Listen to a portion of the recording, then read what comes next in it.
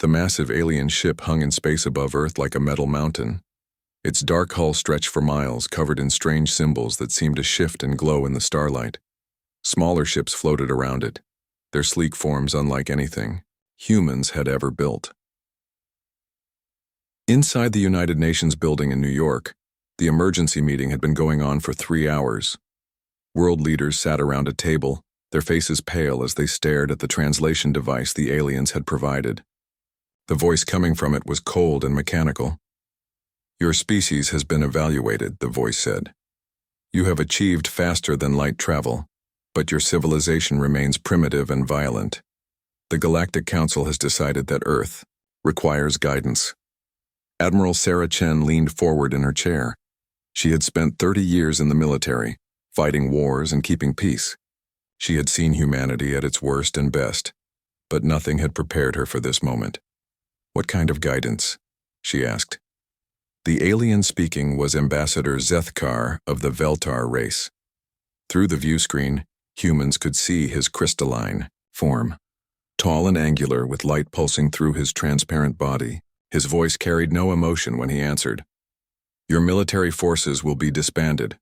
Your governments will report to council administrators. Your people will be relocated to designated areas for their own safety.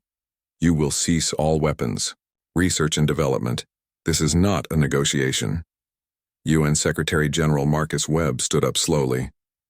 He was an older man, with gray hair and tired eyes that had seen too many conflicts. But his voice was steady when he spoke. "Ambassador Zethkar, we appreciate the Council's concern for our welfare. However, humanity must respectfully decline your offer." Silence filled the room. The alien's crystalline form flickered with what might have been surprise.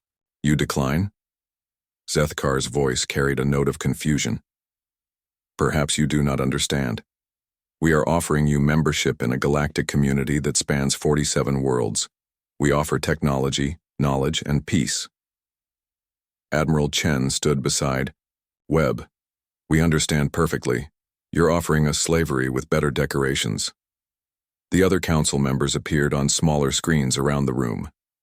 There was High Regent Morth of the insectoid Kresh Empire, his compound eyes glittering.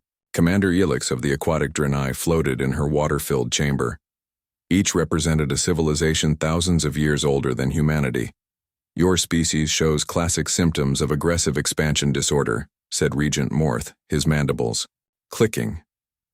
"Left unchecked, you will become a threat to galactic stability. We have seen this pattern before." "What happened to the other species who showed this pattern?" Webb asked quietly. The silence that followed was answer enough. Commander Yilix's tentacles moved in what the translation device called a gesture of dismissal. Some learned wisdom. Others required more direct instruction. The choice is always given freely. Admiral Chen felt something cold settle in her stomach. She had read the classified reports about humanity's first contact protocols. She knew about the deep space monitoring stations that had detected these ships months ago. She knew about the projects hidden in mountain bunkers and orbital platforms that officially didn't exist. "How long do we have to consider your generous offer?" she asked. 30 standard cycles, Zethkar replied. "That is approximately one of your months. We will return for your answer." The alien ships began to move, their forms shifting and bending space around them as they prepared to leave. But before they disappeared, Zethkar's image lingered on the main screen. "For your own sake, choose wisely. The Council has existed for 10,000 years. We have guided over 200 species to peaceful integration. Resistance brings only suffering." The screen went dark, and the massive ships vanished in flashes of twisted starlight. The room remained quiet for long minutes. Finally, President Morrison of the American Federation spoke. "They're giving us a month to surrender or be destroyed." "That's about the size of it," Webb agreed. Admiral Chen walked to the window and looked up at the sky.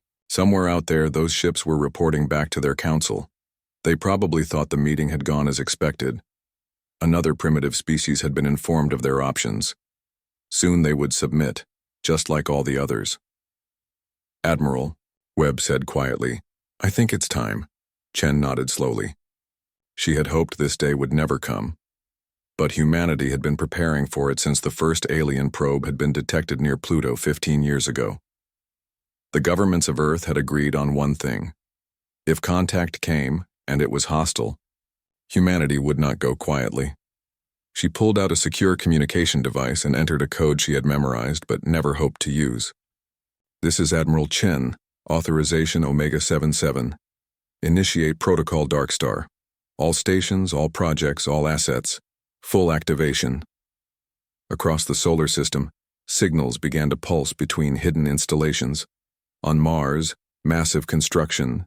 Platforms that had been disguised as mining operations began to hum with activity. In the asteroid belt, automated factories that had been building in secret for years received their activation codes. On Earth's moon, weapons platforms hidden beneath fake mining equipment powered up for the first time. But the real work was happening in places the aliens had never thought to look. Deep in Earth's oceans, in hidden facilities carved into ocean trenches, scientists had been working on projects that pushed the boundaries of known physics. They had studied every piece of alien technology that had been recovered over the years, every crashed probe and abandoned sensor array. Dr. Elizabeth Reyes sat in one of those facilities, 3 miles beneath the Pacific Ocean.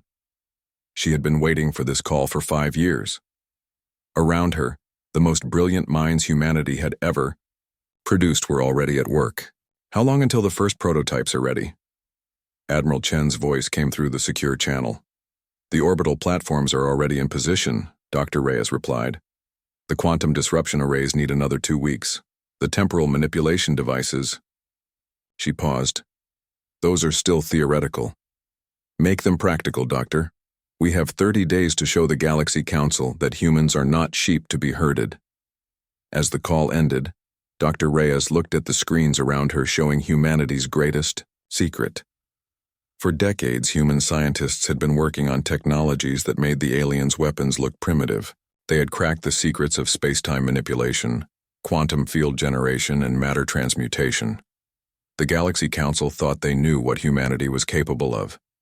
They had observed human ships, analyzed human weapons, and decided that this young species was no real threat. They were about to learn how wrong they were. Above the hidden facility, the ocean waves continued their eternal dance, unaware that beneath them, humanity was preparing to introduce the galaxy to a new kind of warfare. The kind that didn't just destroy enemies, but made them understand that some species were better left alone. The countdown had begun. In 30 days, the Galaxy Council would return expecting Earth's surrender. Instead, they would discover that humanity's greatest weapon wasn't their technology or their military might. It was their absolute refusal to kneel before anyone, no matter how powerful they claimed to be. The war for Earth's freedom was about to begin, and the galaxy was about to learn why humans called themselves the most dangerous species in the universe. High Admiral Vexthar stood on the bridge of the Galactic Council's enforcement vessel Eternal Judgment. Through the massive viewport, he could see his fleet assembled in perfect formation. 200 of the most advanced warships in the galaxy, each one capable of reducing a planet to asteroids. The fleet represented the combined military might of 17 different species. Feltar crystal ships that could bend light itself. Kresh biovessels grown rather than built, their hulls alive and self-healing. Draenei waterships that flowed like liquid mercury through space. Each vessel carried weapons that had conquered hundreds of worlds. "Status report," Vexthar commanded. Vexthar, his species, the Zephrani, were tall and thin with skin like polished metal. They had served as the Council's military leaders for 3,000 years. "All ships report ready, High Admiral," his aide replied. "Weapons charged, shields at maximum, reconnaissance drones deployed around the human system." Vexthar nodded, studying the tactical display. Earth hung in the center like a small blue marble, surrounded by its primitive space installations. Intelligence reports showed human ships moving between their planets, but they were laughably crude vessels powered by simple fusion engines. "The humans have been busy," observed Commander Elix, her aquatic form floating in a water-filled communication chamber. "Our drones report increased activity throughout their system. Desperate preparations. dismissed Regent Morth, his insectoid features clicking with amusement. Prey animals always struggle before the end. Ambassador Zethkar's crystalline form shimmered on the main screen. The enforcement protocol is simple. We demonstrate our overwhelming power, they surrender, and integration begins. Standard procedure. But High Admiral Vexithar frowned as he studied the intelligence reports. The humans had been doing strange things since the ultimatum was delivered. Massive construction projects had appeared on their red planet Mars overnight. Energy readings from their asteroid belt showed industrial activity on an impossible scale. Most puzzling of all, their moon showed signs of extensive militarization. "Sir," his tactical officer reported, "our deep space sensors are detecting unusual quantum fluctuations from multiple points in the human system. Probably primitive attempts at shield technology," Vexthar replied, but something nagged at him. In his long career, he had overseen the integration of 43 species. Most surrendered immediately when faced with Council superiority. A few fought back with conventional weapons before being quickly overwhelmed. None had ever shown this level of preparation. The Eternal Judgment moved through hyperspace toward the human system, accompanied by the largest enforcement fleet ever, assembled for a primitive species integration. Council military doctrine was clear. Overwhelming force applied quickly would minimize casualties on both sides. What troubled Vexthar was that the humans seemed to be preparing for a real war, not the brief demonstration of power that usually ended these situations. Their ships were moving in patterns that suggested actual military strategy rather than panic. Their construction projects showed planning that must have begun years ago. "Admiral Chen sends her regards," came a transmission. On standard Council frequencies. The voice was calm, almost friendly. "She wants you to know that humanity appreciates the advance notice. It gave us time to prepare a proper welcome." The bridge fell silent. No species had ever thanked the Council for giving them time to prepare their surrender. "Response, sir?" asked the communications officer. "Ignore it," Vexthar ordered, but he felt increasingly uneasy. Something was wrong. In 30 years of enforcement actions, no species had ever responded to the Council's arrival with casual politeness. As they approached the human system, the scout ships reported their findings. Human vessels were indeed moving throughout their territory, but they weren't fleeing or hiding. They were positioning themselves in defensive formations that suggested they actually intended to fight. "Sensor analysis of human vessels?" Vexthar requested. "Crude fusion-powered ships with kinetic weapons," reported his science officer. "Basic plasma cannons, primitive missile systems, simple energy shields. No match for even our oldest technology." But the quantum fluctuations were growing stronger. Whatever the humans were doing, it was affecting space-time itself on a local level. The Council's most advanced sensors couldn't identify the source of the disturbance. "Perhaps they've discovered some form of exotic matter manipulation," suggested the science officer. "Many primitive species stumble onto dangerous technologies during their development phase." "All the more reason to end this quickly," Vexthar decided. "Signal the fleet. Battle Formation Alpha. We'll target their moon installations first. A show of force should bring them to their senses." The Council fleet dropped out of hyperspace at the edge of the human system in perfect formation. 200 vessels arranged, in a pattern that had intimidated countless species into immediate surrender. Instead, they received another transmission from Admiral Chen. "Welcome to Sol System," her voice said calmly. "Before we begin, I want you to know that humanity holds no ill will toward the individual species of the Galactic Council. What happens next is a direct response to your government's decision to threaten Earth. Please remember that you were given the choice to leave us alone." High Admiral Vexthar felt something he hadn't experienced in decades: uncertainty. The human's tone wasn't defiant or desperate. It was the calm voice of someone who had planned for this moment and was confident in the outcome. "Sir," his tactical officer called out, voice tight with confusion, "I'm reading massive energy buildups throughout the human system. The quantum fluctuations are off the scale." On the main screen, Earth's moon suddenly blazed with light. Not the soft glow of cities, but the harsh radiance of weapons charging. But these weren't the primitive installations the scouts had reported. The energy signatures were unlike anything in the Council databases. "What are we looking at?" Vexthar demanded. "Unknown, sir. The energy patterns don't match any known technology." Across the fleet, similar reports came in. Human ships were powering up weapons that didn't appear on any sensor readout. The asteroid belt blazed with energy sources that defied explanation. Most disturbing of all, space itself seemed to be bending around certain points in the human system. "Hi, Admiral." Commander Wilix's voice carried concern. "My science teams report that the humans appear to have developed technology that manipulates fundamental physical forces. This should be impossible for a species at their development level." "Impossible or not, we have our orders," Vexthar replied. But privately, he began to wonder if the Council had made a terrible mistake. The humans weren't behaving like any species he had encountered. They weren't trying to negotiate or surrender. They weren't even trying to escape. They were waiting. "Sir," his communications officer reported, "we're receiving a final transmission from the humans." Admiral Chen's face appeared on the screen. She was sitting calmly in what appeared to be a military command center, surrounded by displays showing information in human script. "Hi, Admiral Vexthar," she said. "Humanity offered the Council peaceful coexistence. You chose to respond with threats of subjugation. We want you to understand that what happens next is not anger or hatred. It's simply education. You're about to learn why intelligent species don't threaten humanity." The transmission ended, and space around the human system began to change. Reality itself seemed to ripple and bend as humanity revealed what they had been building in the 30 days since the Council's ultimatum.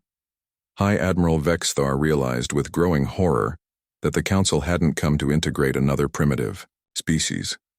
They had walked into a trap set by something far more dangerous than they had ever imagined. The war was about to begin, and for the first time in Council history, they were not the ones with the technological advantage. High Admiral Vexthar gave the order with practiced confidence. "Target the lunar installations.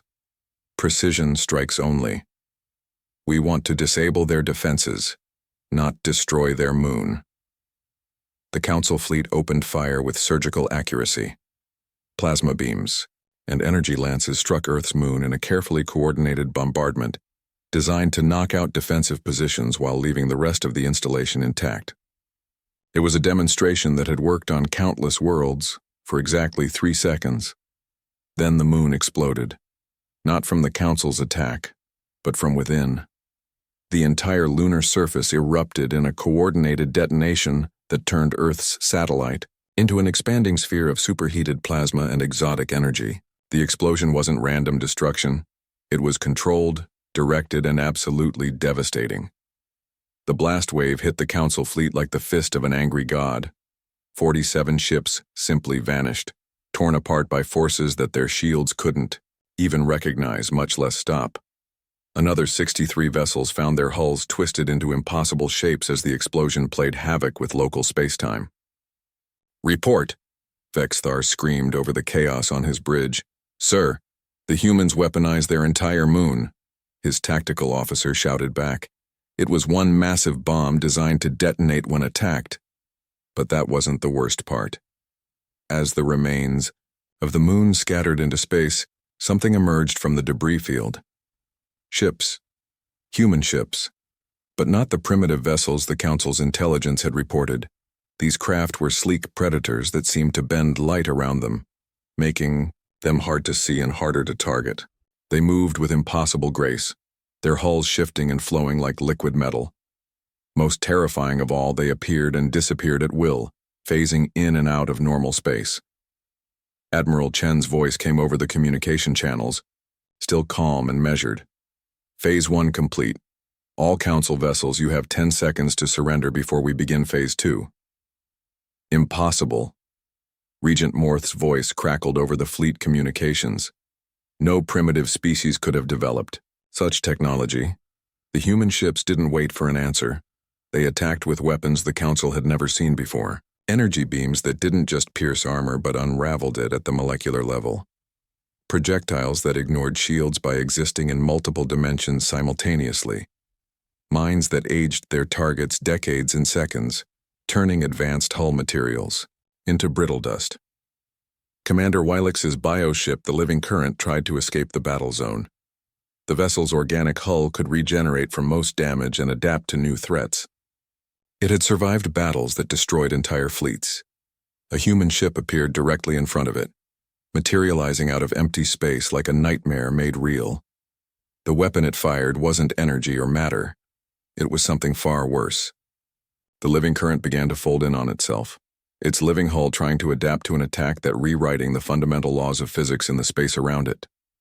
The bioship's death scream echoed across all frequencies as it collapsed into a point of twisted spacetime and disappeared. All ships retreat formation, Vexthar ordered, but his fleet was already dying. The human vessels moved through the council formation like sharks among minnows. Every shot they fired found its target. Every target they hit ceased to exist. A Kresh battlecruiser launched a swarm of their deadly plasma wasps, each one guided by a living insect brain and capable of eating through any known armor. The human ship they targeted didn't even try to evade. Instead, it fired something that looked like a bubble of distorted space. The plasma wasps entered the bubble and simply stopped. Not destroyed, not disabled, but frozen in time itself. Then the bubble collapsed, taking the wasps and a good portion of the Kresh ship with it into whatever dimensional pocket had swallowed them. "Sir," Vexthar's science officer reported, voice shaking. "The humans aren't just using advanced technology. They're using weapons that manipulate the fundamental forces of reality itself. A Veltar crystal ship tried to use its light-bending abilities to become invisible. The human vessel hunting it fired a weapon that made the space around the crystal ship go completely black. Not dark, but actually absent of all electromagnetic radiation. When the darkness cleared, the Veltar ship was gone, along with a sphere of empty space where it had been. "How is this possible?" Vexthar demanded. "Our intelligence reports showed primitive fusion engines and chemical weapons. They wanted us to see primitive technology," his tactical officer realized. "Everything we observed was deliberate misdirection. They've been planning this for years." On the main screen, more human ships appeared. Each one was different, designed for specific types of destruction.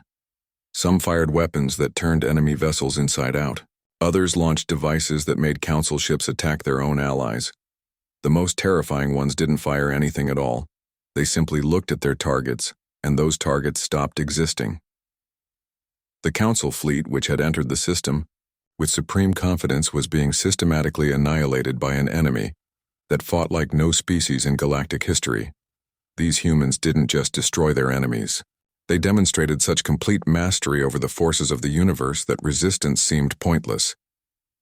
High Admiral Vexthar watched his fleet die around him and realized the Council had made a fundamental error.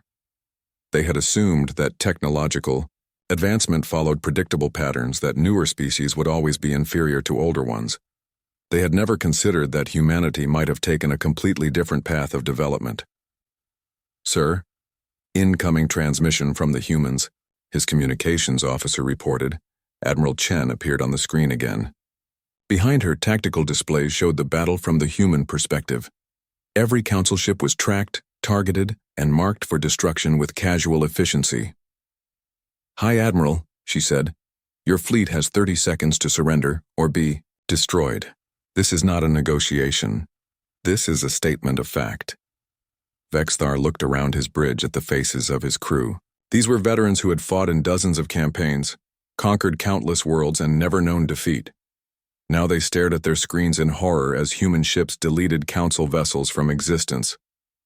"We surrender," he said quietly. "I'm sorry, Admiral, but that option expired when you fired on our moon," Chen replied. "You came here to teach humanity a lesson about power. Consider this our response to your curriculum." The human ships closed in on the remaining council vessels, but instead of finishing them quickly, they began to demonstrate new weapons. Ships that had surrendered found themselves trapped in bubbles of slow time, watching their own destruction approach over the course of subjective hours. Others had their crews teleported into empty space while their vessels continued fighting under human control. The most horrifying fate was reserved for the Council's command ships. Human weapons didn't just destroy them, they scattered their component atoms across multiple dimensions, ensuring that the crews experienced their deaths from several different perspectives simultaneously. In 6 minutes, the entire Council enforcement fleet was gone.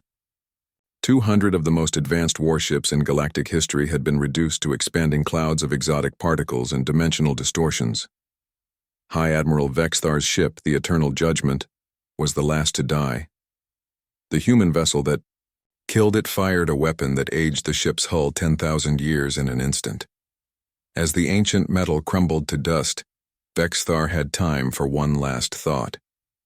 The Council had awakened something terrible. Humanity wasn't just another species to be integrated.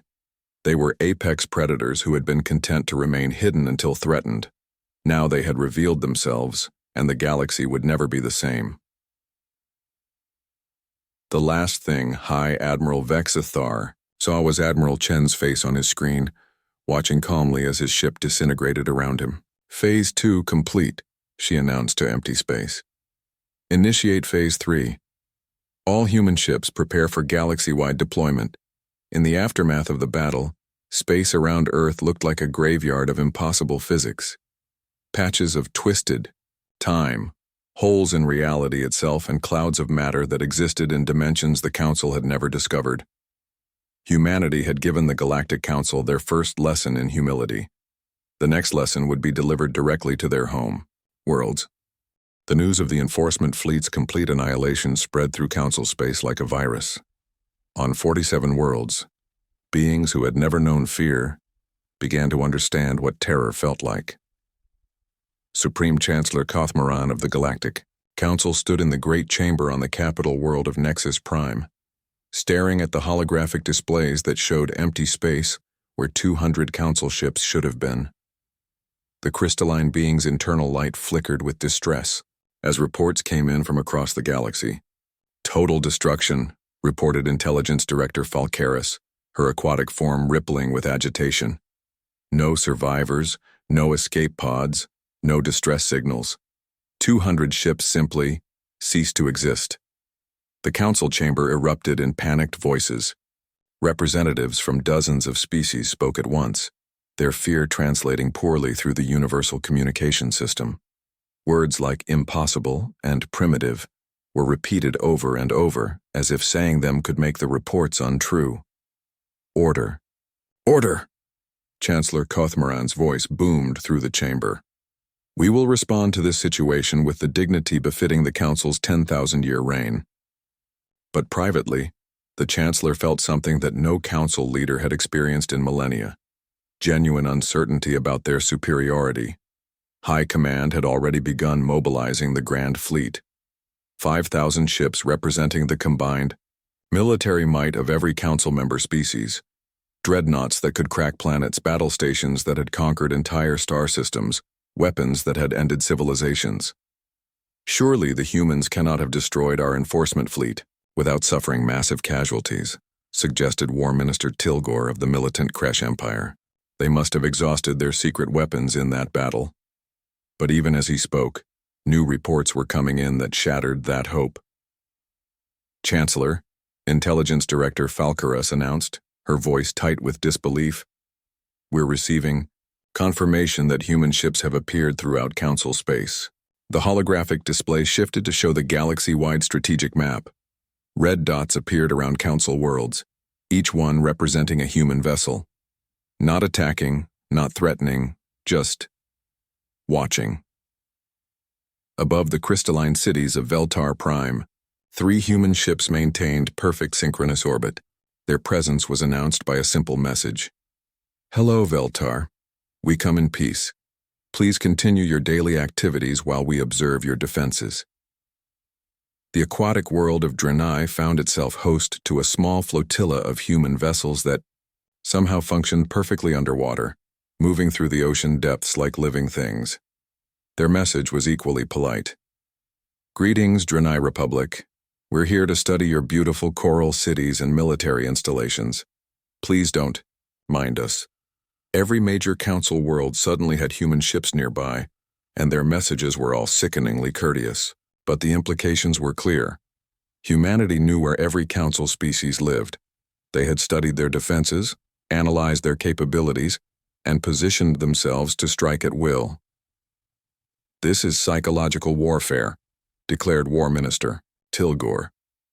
"They're trying to intimidate us into surrender without a fight." Chancellor Kothmaran studied the strategic display and felt ancient terror creep through his crystalline form.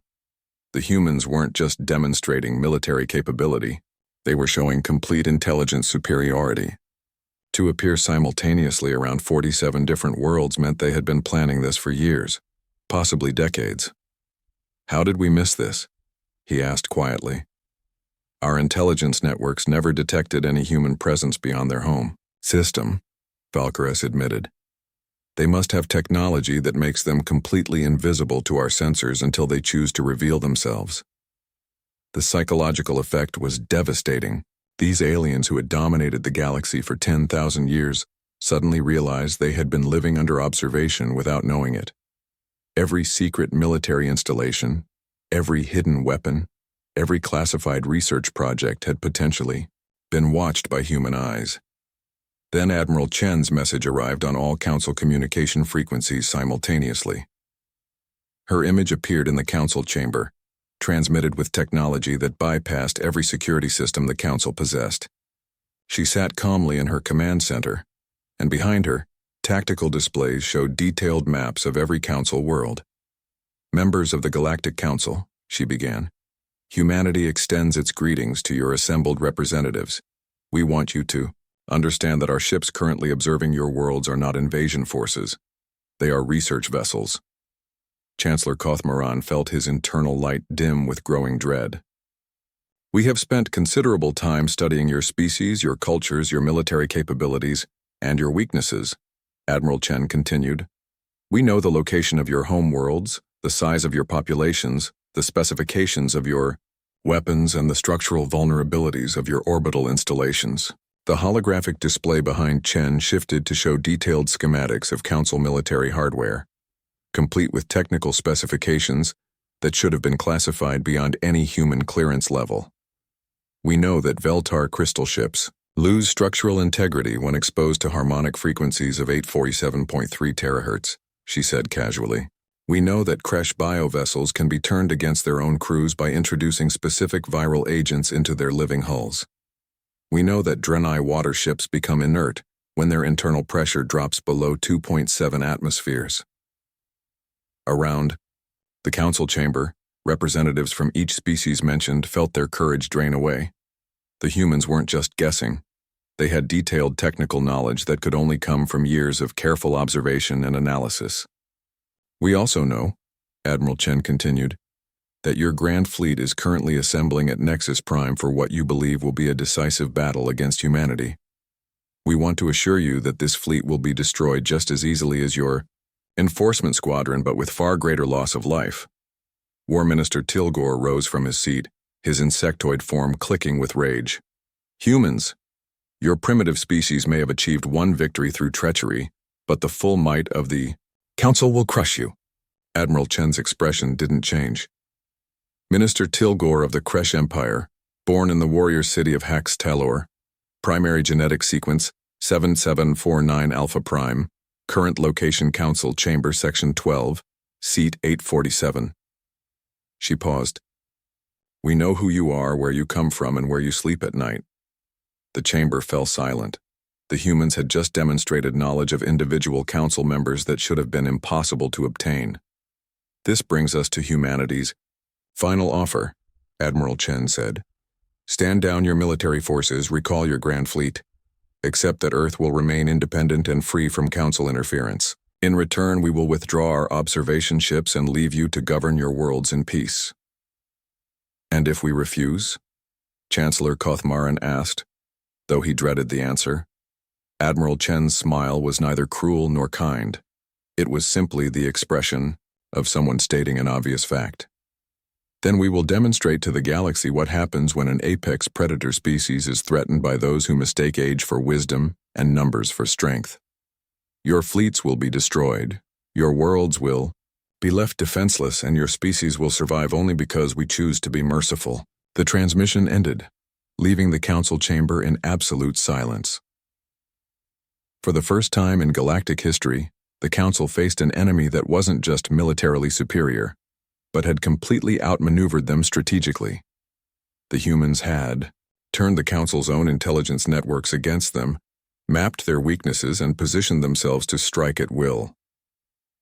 Chancellor Kothmaran looked around the chamber at the faces of representatives who had never known defeat. Their expressions showed the same realization that was growing in his own mind. The Galactic Council, masters of the galaxy for 10 millennia, had met their match in a species they had dismissed as primitive. Worse, they were beginning to understand that humanity had never been primitive. They had simply been watching, waiting, and planning. The question now was whether the Council's pride would allow them to accept defeat, or whether they would force humanity to demonstrate just how thoroughly they had been outclassed. War Minister Tilgor was already calling for the Grand Fleet to advance.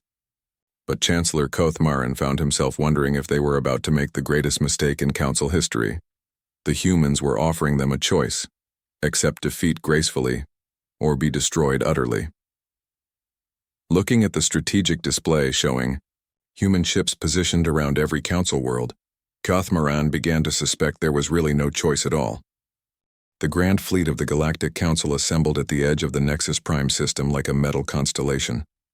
5,000 warships from 47 different species, each one a masterpiece of military engineering. Dreadnoughts that stretched for miles, battle stations that housed entire cities, weapons platforms that had ended star systems. War Minister Tilgor stood on the bridge of the massive Kresh battleship swarm's Vengeance, watching his forces organize into the largest military formation in galactic history. This wasn't just the Council's response to human aggression. This was the demonstration that would restore the natural order of the universe. "Sir," his tactical officer reported, "all ships report ready. The combined firepower of this fleet could sterilize every planet in the human system simultaneously." Tilgor's compound eyes gleamed with satisfaction. "Then let's end this nightmare and remind the galaxy who truly rules among the stars." The Grand Fleet entered hyperspace as one, their passage through folded space-time creating gravitational waves that could be detected across half the galaxy. It was meant to be an announcement. The Council was coming and resistance was futile. But as they approached the boundary of human space, something went wrong. Ships began disappearing, not destroyed, not damaged, simply gone. The Crystal Harmony, a Veltar dreadnought with 30,000 crew, vanished from sensors between one moment and the next. The Deep Current, a massive Draenei battle whale, ceased to exist mid-transmission. "Report," Tilgor demanded as his formation began to dissolve. Around him, "Sir, we're reading massive spatial distortions throughout the fleet," his science officer replied, voice tight with panic. "Ships are being pulled into what appears to be dimensional rifts." On the main display, reality itself seemed to be tearing apart. Holes in space-time opened and swallowed entire squadrons. Council vessels that had survived 1,000 battles simply fell out of normal space and disappeared into whatever lay beyond. "Evasive maneuvers," Tilgor ordered, but there was nowhere to run. The dimensional tiers were opening everywhere, guided by an intelligence that seemed to know exactly where each ship would try to flee. Admiral Chen's voice echoed through the chaos on all frequencies. "Grand Fleet of the Galactic Council," she said calmly. "You were warned. What you are experiencing is humanity's response to 10,000 years of galactic bullying. Every species you have conquered, every world you have enslaved, every civilization you have destroyed in the name of order. This is for all of them." The human ships appeared like ghosts materializing from nightmare. They didn't attack in formations or use conventional tactics. They simply existed wherever they needed to be, their weapons rewriting the laws of physics around their targets. A squadron of Kresh bioships tried to adapt to the assault, their living hulls evolving new defenses. In real time, the human vessel hunting them fired something that wasn't a weapon at all, but a question posed to reality itself. What if these ships had never existed? Reality answered by making it so. The bioships didn't die or explode. They simply stopped being, along with any record or memory that they had ever been built. War Minister Teal'Gor watched his fleet die around him and finally understood what the humans had been trying to tell the Council. This wasn't a war between civilizations. This was extermination being carried out by beings who had transcended conventional understanding of conflict. "Sir," his communications officer reported, "we're receiving transmissions from across the galaxy. Human ships are attacking Council installations on every member world simultaneously." The holographic display showed the scope of humanity's assault. It wasn't random destruction. It was surgical removal of the Council's ability to project power. Military bases simply vanished. Weapons factories ceased to exist. Entire fleets stationed at home worlds disappeared into dimensional pockets. But the civilian populations were untouched. Human ships swept through Council space like a cleansing fire, destroying everything related to military or governmental power, while leaving ordinary citizens completely unharmed. On Veltar Prime, crystal cities remained intact, while orbital, weapons platforms fell into holes in space-time. On Drenai, coral reefs continued to grow while underwater military complexes were aged to dust in seconds. On the Kresh homeworld, civilian hives buzzed with normal activity while warrior caste, breeding centers simply stopped existing. "They're not trying to conquer us," Teal'Gor realized with growing horror. "They're trying to teach us." The lesson was brutal in its simplicity. The Galactic Council existed only because humanity allowed it to exist. Their weapons, their fleets, their power structures could be unmade at will by beings who fought wars in dimensions the Council couldn't even perceive. As the Grand Fleet continued to disintegrate around him, Teal'Gor received a personal transmission from Admiral Chen. "War Minister," she said, "your ship is the last military vessel we're going to leave intact. You have a choice. Return to the Council chamber and explain to them what humanity is capable of, or join your fleet in whatever dimension we've sent them to." Teal'Gor looked around his bridge at the faces of his crew. These were warriors who had never known defeat, now paralyzed with the realization that they were facing an enemy who didn't just surpass them technologically, but had evolved beyond their understanding of what warfare could be. "We surrender," he said quietly. "No," Admiral Chen replied. "You don't get to surrender. You get to survive so you can deliver a message." The human ships began to withdraw, but not before demonstrating one final horror. The remains of the Grand Fleet, scattered across multiple dimensions, were reassembled in normal space for exactly 10 seconds.